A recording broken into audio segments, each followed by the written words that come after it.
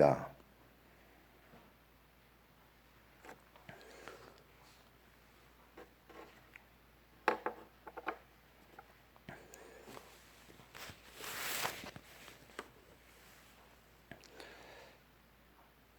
요한은 아시아에 있는 7교회에 편지하노니 이제도 계시고 전에도 계셨고 장차 오실 이와 그의 보좌 앞에 있는 7영과 또 충성된 증인으로서 죽은 자들 가운데서 먼저 나시고 땅의 임금들의 머리가 되신 예수 그리스도로 말미암아 은혜와 평강이 너에게 있기를 원하노라.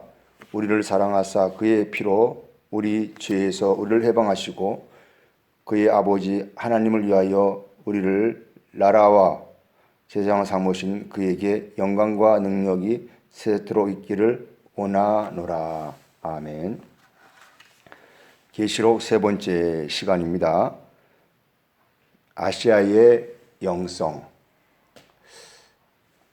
요한이 아시아 교회에 편지할 때 아시아가 어떤 영성의 상태, 어떤 상태가 있었는가. 영성이 좋았으면 굳이 편지할 이유는 없겠죠.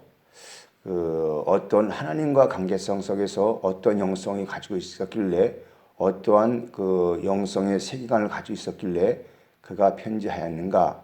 그래서 우리 아시아의 그 영성에 대해서 오늘은 살펴보고자 합니다. 이 아시아는 해가 떠오른다 이런 뜻에서 원래는 아시아였는데 이렇게 우리나라처럼 뭐 일본, 중국 이쪽에 지금 현재의 지도에 편성된 그런 아시아를 말하는 게 아니고 그 당시에 아시아는 터키 쪽입니다. 원래는 아시아였는데 그것을 소아시아, 작은 아시아 이런 게 부릅니다. 유대와 로마 중간 사이의 지역에 속한 지역입니다. 즉 유대와 로마 그 중간 사이에 속한 지역. 오늘날 부른다면 터키.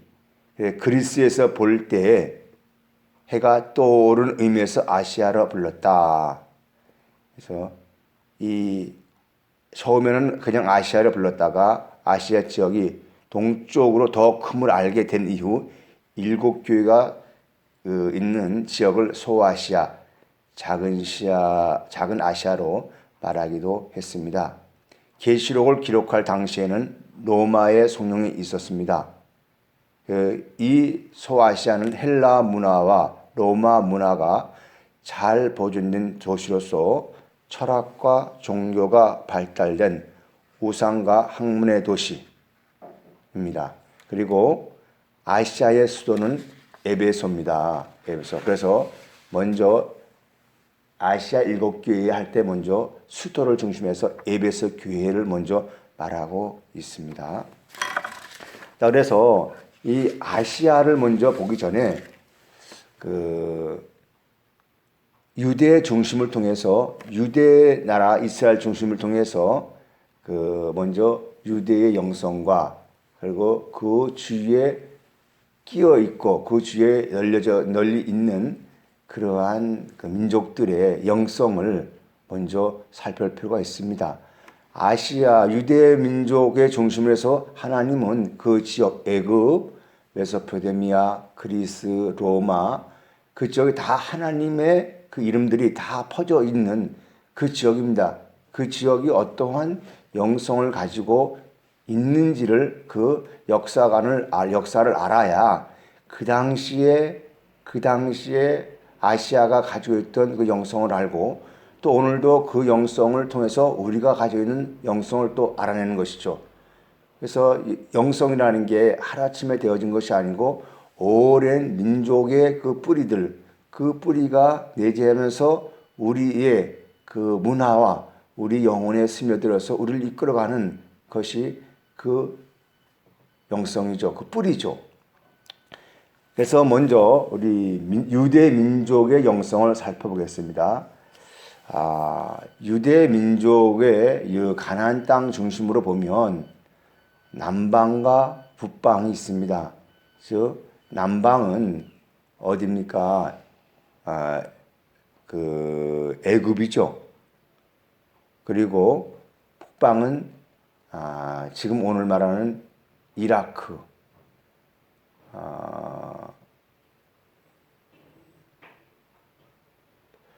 구약 성경으로 보면 아브라함의 고향 바벨론 이런 곳이죠. 그 사이에 누가 끼었냐면은 이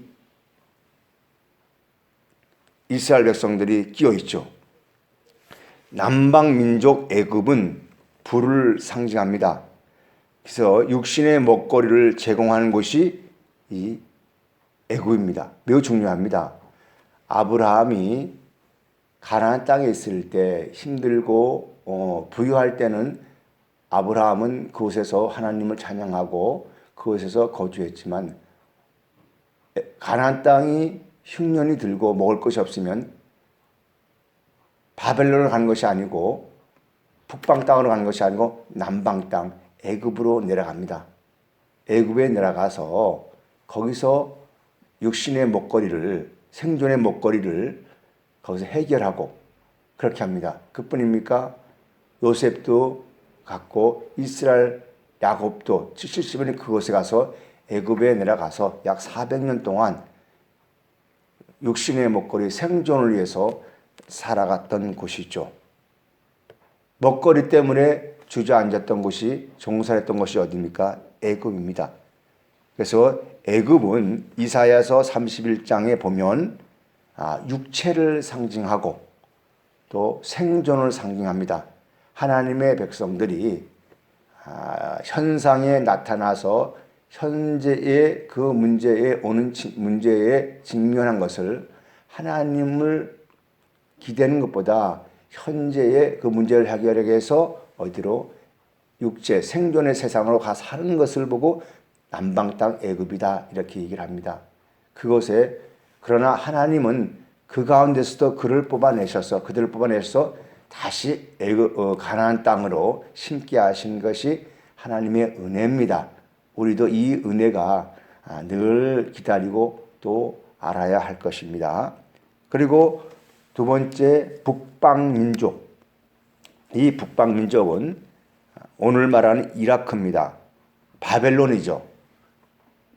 아브라함의 고향이기도 합니다. 그래서 우르라는 말은 우리 유명했던 후세인의 고향이 우르잖아요. 또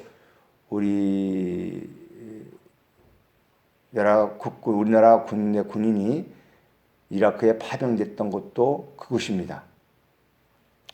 이 우르란 뜻은 오르에서 유래돼서 빛이란 뜻입니다. 오르, 빛에서 유래되었으며 빛이 떠오르는 곳, 동쪽이라는 것을 의미합니다. 빛은 무엇입니까? 존재가 뭐로 변화될 때, 태워질 때 나오는 빛이잖아요. 빛은 이성이잖아요. 내 육체 속에서 무엇이 켜져서 나와질 때. 그래서 빛은 이성을 의미합니다. 바벨론은 우리 메소포타미아 문명을 보면 이미 그 당시에 문자가 있었고 농경사회가 잘 발달되고 모든 문화가 타 지역보다 더 아주 우수하고 더 발달됐던 도시가 이 메소포타미아 문명입니다.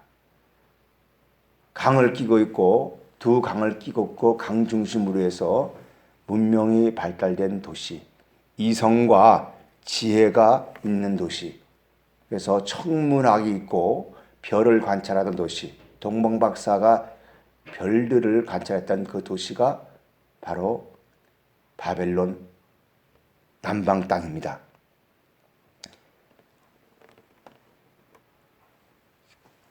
그리고 가나안 땅은 어떤 땅입니까? 그 중간 사이의 가나안 땅은 하나님의 언약이 있는 곳이며 하나님의 눈길이 있는 곳입니다. 유대 민족의 그 영성에 보고 유대 민족의 민족사를 보면 어떠냐면 한때는 애굽에 내려가서 애굽의 조공을 바치면서 애굽의 문화를 받아들여야 할 때가 있었고, 또 약 70년이 넘죠. 이스라엘 백성들이 포로로 약 100년 이상이 될 겁니다. 자세히 기억이 안 나는데, 남유다가 마지막에 끌려가서 약 70년 동안 애굽의 포로로 끌려갑니다. 또 애굽의 조공을 바칩니다. 그리고 아니죠. 바벨론의 조공을 바쳐서 그들은 양 사이에 끼어서 샌드위치가 되어가지고 한때는 강대가 끼어서 이쪽에서 문화를 받아들이고 한쪽은 저쪽의 문화를 받으면서 애굽의 먹거리와 이성의 지혜를 다 경비한 곳이 어디냐면 가나안의 이스라엘 백성들이에요. 하나님의 영성은 없고 우리 전형적인 세상 원리의 영성을 가지고 있는, 영성의 원리를 가지고 있는, 육체의 원리를 가지고 있는 것이 바로 이스라엘 백성들입니다. 이스라엘 백성들. 근데 여기서도 좋고 저기서 좋고 힘의 논리에 따라서 상황 따라서 자기 몸을 맡겼던 땅이 이스라엘 백성들입니다. 근데 하나님의 머무는 땅은 남방 땅도 아니요 또 북방 땅도 아니고 하나님의 머무는 땅은 세초부터 세마을까지 여호와의 눈이 그곳에 있다 했듯이 가나안 땅입니다. 우리 기독교인들, 우리 종교인들도 또 그리스도인들도 여기에서 벗어나지 못합니다. 벗어나지 못해요.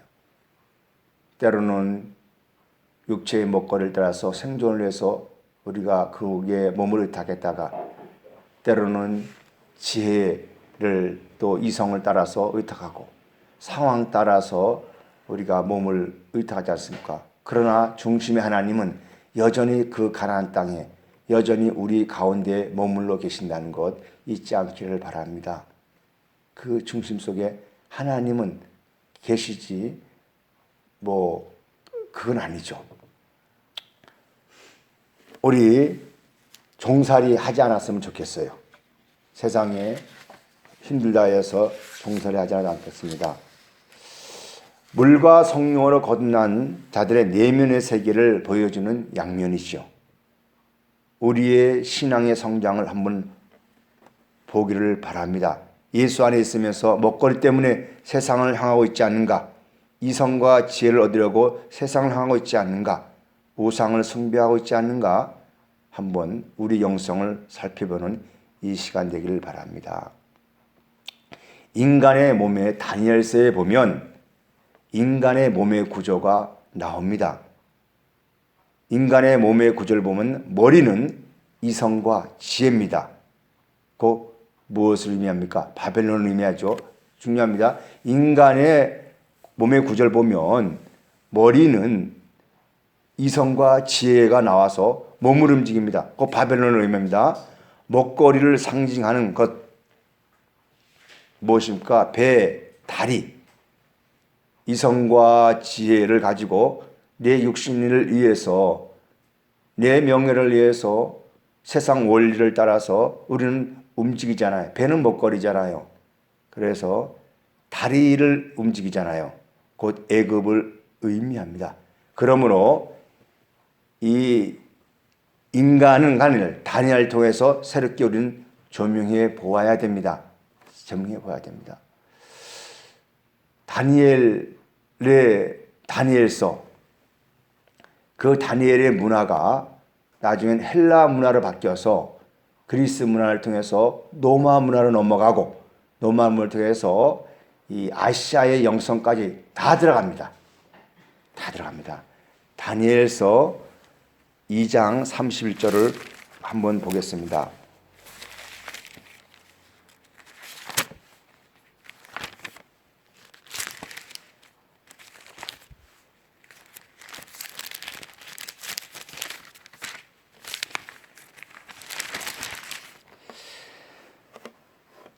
(31절) 왕이여 왕이 한 큰 신상을 보셨나이다. 그 신상이 왕의 앞에 섰는데 크고 광채가 매우 찬란하며 그 모양이 심히 두려우니 그 우상의 머리는 순금이요 가슴과 두 팔은 은이요 배와 넓적다리는 노시요 그 종아리는 새요 그 발은 얼마는 쇠와 얼마는 진흙이니이다. 또 왕이 보신즉 손을 대지 아니한 돌이 나와서 신상의 쇠와 진흙의 발을 쳐서 부서뜨리매 그때 쇠의 진흙과 녹과 은과 금이 다 부서져 여름 타작마당에 겨같이 되어 바람에 불려간 곳이 없었고 우상을 친 돌은 태산을 이루어 온 세계 가득하나이다. 느부갓네살 왕이 꿈을 꾸었는데 이 큰 신상을 보았습니다. 그런데 이 큰 신상의 모습은 머리는 금으로 되어 있습니다. 금으로. 그러면 금으로 되어 있는데 머리는 아까 얘기했지만 이성과 지혜죠. 바로 누굴 얘기합니까? 그 당시에 이성과 지혜를 겸비했고 세상을 다스렸던 바벨론 제국을 말하죠. 바벨론 제국을. 저 느부갓네살 왕을 지금 말하고 있지 않습니까? 너가 머리를 가지고 너의 머리를 가지고 이성을 가지고 지금 세상을 다스리고 있다. 인간은 다 이것을 쫓아가잖아요. 이것을 짐승으로 이야기한다면 사자죠. 사자는 왕이잖아요. 왕. 우리 기독교가 사자 되기를 원합니다. 무엇을 세상을 지배하려는 그 사자가 되기를 원합니다. 그걸 따라 그것을 얻기 위해서 온갖 지혜와 온갖 이성을 동원합니다. 예수님은 유대의 사자로 오셨지만 세상 임금 황제로 오시지 아니하시고 어린 양으로 오셔서 땅의 임금들의 머리가 되고자 섬기는 사자가 되었습니다. 우리가 드러난 현상에서 지배하려는 사자가 되지 마시고 바벨론의 그러한 느부갓네살 왕의 이성의 그런 사자가 되려고 하지 마시고 정말로 섬기는 사자, 어린 양의 모습, 사자, 섬기는 왕이 되는 그런 영성으로 낮아지기를 바랍니다. 또 배는 은이죠. 그래서 이 은은 가슴은 은으로 되어 있습니다. 가슴은 은. 그 다음에 팔도 다 은으로 되어 있습니다. 이것은 역사적으로 볼 때 메대와 파사 제국, 즉 신바벨론이 멸망하고 메대와 파사 제국이 탄생. 그러면 신바벨론이 멸망하고 나면 다음에 가슴과 팔은 무엇을 의미합니까? 힘과 권세를 말하죠. 오늘 우리 가슴에, 우리 팔에 남을 먼저 왔던 모든 세상을 무너뜨리고 자기 세상을 만들려 하는 그 가슴, 은을 가지고 있지 않는가? 팔을 가지고 있지 않는가? 이것 또한 하나님 앞에서 무너집니다. 이런 영성을 지금 가지고 있습니다. 세 번째, 놋은 배와 다리죠. 또 헬라 제국 알렉산더가 그리스에서 이제 그리스 그쪽에서 탄생하면서 이 메대와 파사 제국 제국이 무너지고 이제 헬라 제국이 또 등장합니다. 이들은 뭡니까? 이제 헬라 제국이 등장하면서 민족주의와 철학과 종교의 문화 도시로 가죠. 힘과 이성과 지혜가 또 모든 것이 겸비되니까 이제는 사람들은 모든 먹거리와 이것이 해결되면 그때부터 문화를 만듭니다. 향락을 만듭니다. 쾌락을 또 육체의 쾌락과 영혼의 쾌락을 위해서 그 문화거리를 만들어서 이제 타락의 도시로 변화되는 그러한 것이 이 철의 세상입니다. 노쇠 세상입니다. 그리고 네 번째, 이 진흙, 철과 진흙, 발가락. 이것은 로마 제국이죠. 첫 번째 로마가 약 1000년, 거의 1500년 이상의 문화를 약 1500년의 이상, 거의 1500년이 넘죠. 1500년 이상의 문화가 꽃피웠지 않습니까? 그것이 피우다 결국은 발가락이 무엇을 말합니까? 동로마와 서로마로 이렇게 갈라지는 모습을 봅니다. 그래서 이 아시아에 접해 있는 이 그리스는 또 아시아에 접해 있는 이 아시아에 있는 요 교회들, 이 아시아는 로마와 그리스와 그다음에 애굽과 바벨론과 모든 문화를 다 가지고 있는 바벨론의 이성과 지성과 또 로마의 문화가 총집합된 그 부와 민주주의와 철학과 우상에 형성된 도시가 소아시아의 나라입니다. 오늘 우리는 어떻습니까? 우리는 중국의 저기 나라의 문화를, 중국에 있는 유교 문화, 일본 문화, 미국의 문화, 유럽의 문화, 모든 문화와 그런 것들을 자주 우리는 지금 가지고 있지 않습니까? 또 우리나라의 토속적인 문화, 이 모든 문화를 다 가지고 있으면서 기독교 문화가 들어와 있지 않습니까? 거기에서 우리는 혼합되어서 거기에 상황맞게 살아가는 것이 우리의 지금 모습들 아니겠습니까? 이 도시에 유대 민족이 많이 살고 있었습니다. 그래서 그 살고 있는 그곳에 많은 교회가 있었는데 그 대표적인 교회가 7교회입니다. 즉 소아시아의 인간관은 느부갓네살의 그 모습의 인간관입니다. 그럼 이 인간관을 다니엘서를 통해서 35절에 보면 같이 읽어봅시다. 그때에 쇠의 진흙과 녹과 은과 금이, 쇠, 진흙, 다리, 가슴, 팔, 배, 머리, 이것이 다 부서져 여름 타작마당에 겨같이 되어 바람에 불려 간 곳이 없었고 우상을 친 돌은 태산을 이루어 온 세계가 가득하더라. 뜨인 돌이 나와서 그 우상들을 다 쳐서 새로운 세상을 만들었습니다. 우리의 아시아의 7교회에 있는 그 하나님의 백성들이 이 느부갓네살의 영성을 가지고 우상을 만들었죠. 우리도 이런 우상, 이성을 따라가고 또 내 힘의 권력을 따라가고 내 육체의 힘을 따르고 내 지성의 힘을 따라서 가는 그 우상을 만들고 있다면, 하나님의 이름으로 우상을 만들고 있다면 뜨인 돌, 부활의 생명의 주가 그 뜨인 돌을 떨이 와서 모든 걸 다 쳐서 가루를 만들어서 바람에, 성령의 영의 바람에 다 흩어버리게 하시고 새로운 세상, 주님이 다스리는 세상이 되어야 됩니다. 이 아시아 교회가 이런 영성이 있었어요. 그래서 요한이 밤모섬에 갇혀서, 밤모섬은 송진이라는 뜻이죠.